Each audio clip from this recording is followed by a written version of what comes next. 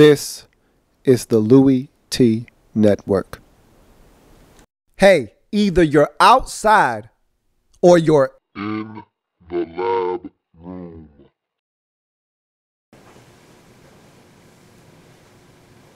Who else could it be but me, your man, Louie T? Welcome. You are in the lab room. I'm your host, Lou. Thank you for joining me. Week number 14 in the National Football League. Seattle Seahawks on the road, traveling to Philadelphia to take on the Philadelphia Eagles, fresh off of the dismantling of the Dallas Cowboys on Thanksgiving.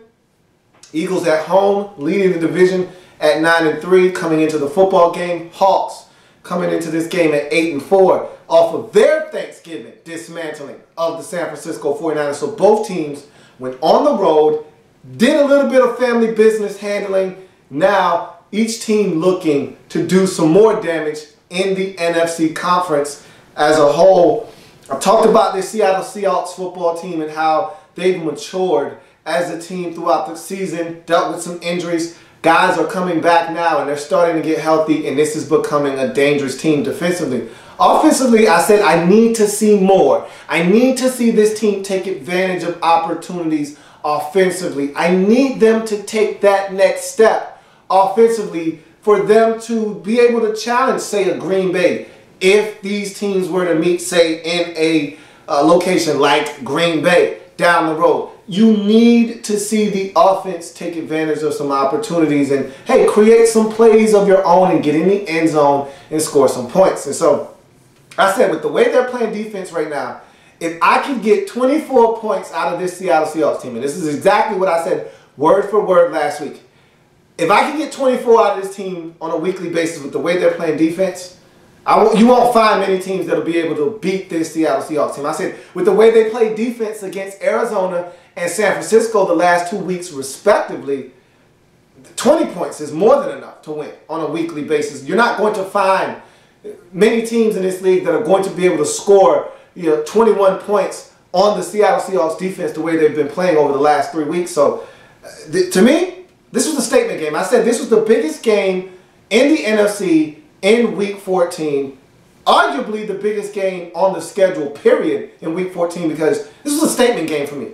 Are the Eagles for real? Every time the Eagles have been faced with a huge obstacle this season, they've lost. The other three came on the road against San Francisco. You got the loss at Arizona. You got the huge loss at Green Bay. The only big win I think they have to their name outside of the win against Dallas, don't want to discount that, was the one early in the season against Indy on the road. That was a tough get. They got it.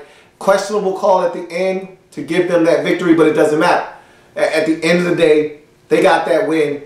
But I wanted to see them at home against a tough opponent like Seattle. To me, this was their toughest game of the season right here. How are they going to fare? So let's break this one down quickly. John Ryan muffs a punt, and I'm going to start calling him Stonehands. This is about the second or third time I've seen John Ryan muff a snap. Clean snap. Everything in the process is flawless except his execution in catching the football and then kicking the football. John Ryan's an excellent punter, but you got to make sure you take care of the fundamentals. This is one of the most basic fundamentals. Catching the snap from the long snapper and then kicking the football. You can't kick it unless you catch it, and he muffed it. And the Eagles, special teams, been great all year long. Do it again. They really didn't do anything here other than take advantage of a huge miscue by the Seahawks with the muff snap by John Ryan. Eagles special teams are able to pounce on the football. Zach Ertz scoops it up. They got the football 1st and 10 at the Seattle Seahawks 15-yard line. So that's the first huge play in this game.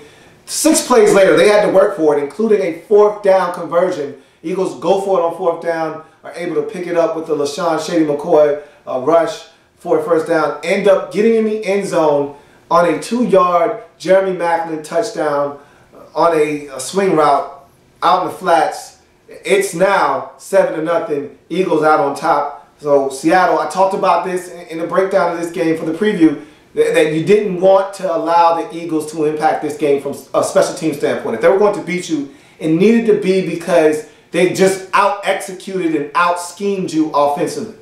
And you didn't need any other help from any outside factors. You can't have turnovers on your offensive side. You can't have their special teams run back and kick or block a punt or anything like that. They needed to win this game on their own merit. You can't give them any opportunities, and thus far, that was a huge play in the game at 7-0 as we go to the second quarter.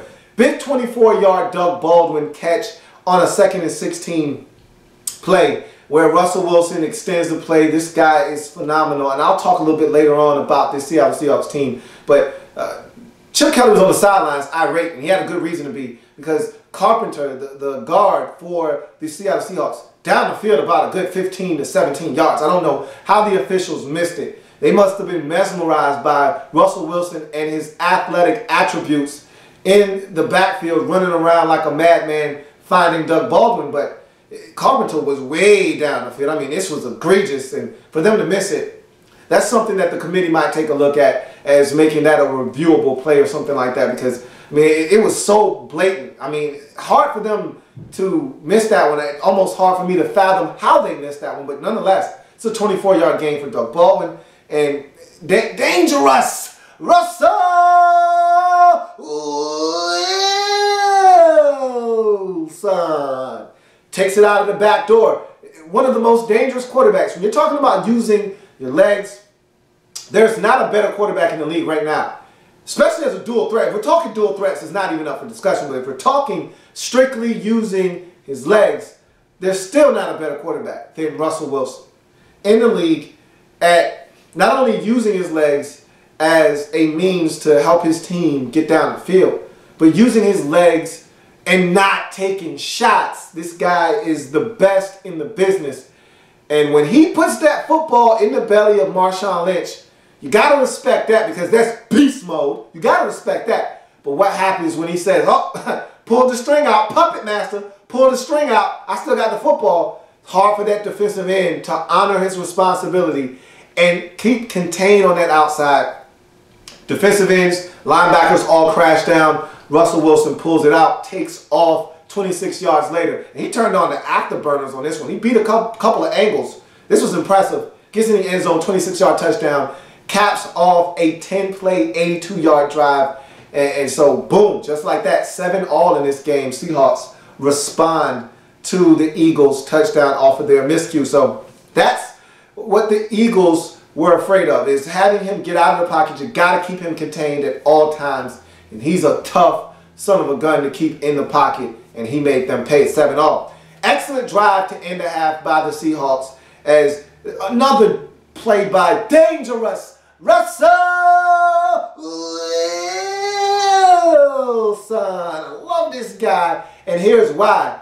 They got him dead to rights in the pocket. It seems like he's running backwards for about a good 8 yards, dipping and dodging, making guys miss, finds a receiver down the field, creates magic when it seems like nothing's there. And that huge play that he creates down the field sets up a field goal opportunity right before the half. It's 10-7 as they knock home the field goal. Stephen Hauschka makes it a 10-7 game as we go into the halftime break. And I thought that was a huge play or turn of events for Seattle to get those points right before the half. Kind of changed the momentum a little bit. They had not led in this game until that field goal, so felt good to feel like, hey, we haven't played our best football. Defensively, I feel like we're doing what we need to do if you're Seattle, but to finally take the lead right before the half, give you a little bit of momentum going into the halftime break, that was huge, because of the events that would take place after halftime makes that field goal right before the half that much more important in the grand scheme of things. So you go to the halftime break, you come out, first play from scrimmage in the second half. LaShawn Shady McCoy puts it on the ground,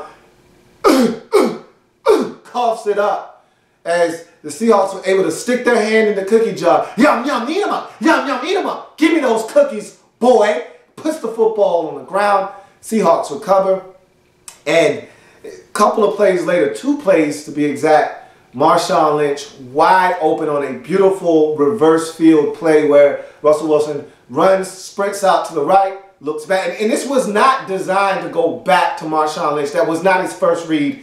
He was looking for the tight end. He was looking for a receiver on that side. They were both covered. He looks back across the field. Marshawn Lynch leaks out the backside of the play, wide open. We've seen him catch these type of passes all season long.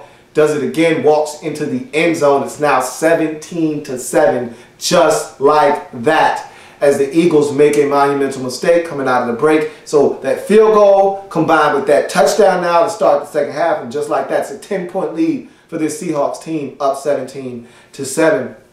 After that touchdown on the ensuing kickoff, huge return for Josh Huff, who it looks like he may have fumbled on his play. I can understand why they don't want to overturn this one, because you need clear evidence, irrefutable evidence that the ball was out. It definitely moved a couple of times on this play. It was stripped out one time. It moved, it bobbled. Stephen HAWKS tried to get his hands on it. Then it was possessed by Huff. But then it looked like to be ripped out again at the end by Johnson. But it doesn't matter. At the end of the day, they give the Eagles the benefit of the doubt, leave the call as is on the field. Eagles are able to move the football down the field, and then Dirty Ches hooks up with Zach Ertz on a beautiful throw down the sidelines, as Zach Ertz is able to run after the catch, get into the end zone on a 35-yard touchdown grab. It's now 14-17, Eagles right back in this football game. Looks like we're about to have us a shootout, folks, as this second half has gotten off to a much faster start than the first half did. And then a pass interference on Bradley Fletcher for 44 yards gives the Hawks huge momentum, and they go 91 yards on this possession in 5 plays. That 44-yard pass interference play being the highlight of that drive. It's capped off by a 23-yard Doug Baldwin touchdown grab on a beautiful throw from Russell Wilson up the seam. It is now 24-14. Did I agree with that pass interference call? Probably not. The thing about it is, Bradley Fletcher didn't get his head around fast enough, but he did get his head around. I thought Doug Baldwin did an amazing job of selling pass interference by wrapping both of his arms around Bradley Fletcher and acting as if he was trying desperately to get back to the football, which he really wasn't. I thought Fletcher looked back just as the ball got there, was able to deflect it. I thought they could have allowed that to be a no call and have that just be a good play, but I understand why the flag was thrown. Do I agree with it? Not necessarily, but again, when you don't find the football, bad things happen in this league. It's now 24-14. Eagles are trailing by 10 in the game. Now we go to the fourth quarter. Lynch fumbles the football, so Marshawn Lynch, who has had a number of fumbles this year, but always finds a way to recover, or his teammates find a way to recover, isn't able to get on this one as he takes a shot from Kendricks, and the ball comes out, recovered by the Eagles, and the Seahawks missed out on an opportunity to get on the scoreboard there because they were in field goal range at the time of the fumble, so they missed a scoring opportunity. Who knows if that drive ends in a touchdown or a field goal attempt? You never know what could have happened because they turned it over there. But the very next play, I said that I was afraid that Dirty Chaz wouldn't be able to remain clean in this game, and on the next play, he throws a terrible, horrible, very bad, no good interception to a Seahawks defender, and you can't make that throw. Tyrone Simon able to pick it off, and really it was a freaky looking play because Tyrone Simon almost quit on the play because he's like, there's no way this guy's getting a football. I'm underneath. I got Earl Thomas over the top. There's no way he's coming here. Oh, whoa, wait, he's coming with the football this way. Let me go ahead and pick it off. Just a bad throw, and they talked about the wind maybe getting a hold of that one. I don't know what happened, but it was a poorly thrown football picked off by Tyrone Simon on the play. That ends any threat there that the Eagles may have had, and any momentum they got from the fumble, gone on the very next play. And then this was the last desperation gasp of this Eagles team. They had an opportunity to make a game-changing play. Malcolm Jenkins, similar to that interception he had against Indy earlier in the season, talked about that game as one of the few big ones that the Eagles have won this season. He made a huge play at the end of that game. That could have been pass interference, probably should have been called, wasn't called. That was the play that I thought changed that game. Had an opportunity to do the same thing here, undercut a route, score a touchdown. That would have been 6. No doubt in my mind, nobody's catching him. You know what? Maybe Russell Wilson is able to do something there. He's got enough speed, but he had a full head of steam, did Malcolm Jenkins. If he catches that one, hard to believe that anybody's catching him on the field, but he does not complete the interception. And after that missed opportunity, Seahawks grind it out, eat up the clock with the run game, win the football game 24-14. Just a beautiful all-around effort. by Seattle. You know what this game reminds me of? When Dallas went to Seattle early in the season and beat Seattle. It was a similar game like this because I thought Dallas dominated that game, and the scoreboard really didn't indicate how much Dallas dominated because Dallas had a punt block for a touchdown in that game, and it gave Seattle a touchdown that really, you look at the scoreboard, you're like, man, Seattle has done nothing offensively. I felt the same way about the Eagles in this game. Without that muffed snap by John Ryan and the subsequent touchdown that followed, I mean, the Eagles basically scored 7 points on their own in this game. And, I mean, this was a dominating, suffocating performance by the Seahawks. Defense, offensively, I got what I wanted out of the Seahawks in this game. They scored 24 points. I said that's the magic number for this team moving forward. That's what they did in this game. If they can do this, if they can take this model right here, if they can replicate this model as their winning formula moving forward, I don't know how this team doesn't end up in the NFC Championship game once again. And so, going to be interesting to see how they finish out the season. Can they do enough to win the division? It's there for the taking. If they win the rest of their games, they are your NFC West champions once again.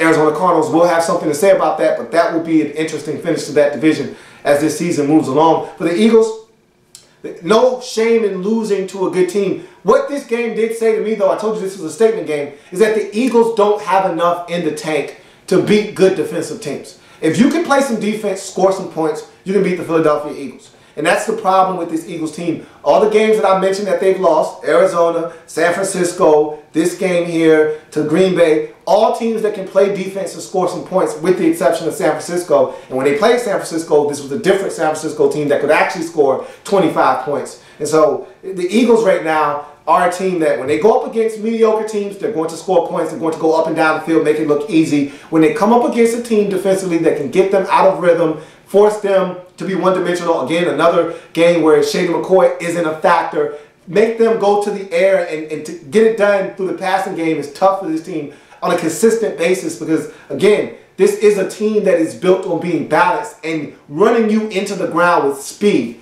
And when they can't get into an offensive rhythm, they run into problems with consistency. You saw it again in this game. And the problem with them defensively is they're a really solid group defensively, but they don't generate enough plays. This is a team that doesn't generate a lot of turnovers.